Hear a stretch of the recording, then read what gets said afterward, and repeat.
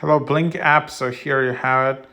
So this app is for use with the Hello Blink sticker maker and can be used to assist in printing photographs, drawings, and images from the app's image library.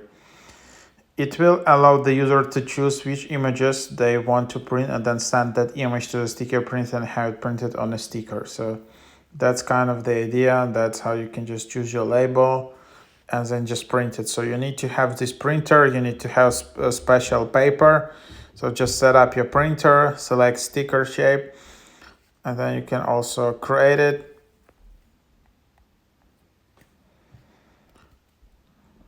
And then you can just tap insert and then use this image and then just connect the printer. So make sure that Bluetooth is enabled. So you need to go to the settings and then just make sure that Hello Blink app has Bluetooth enabled.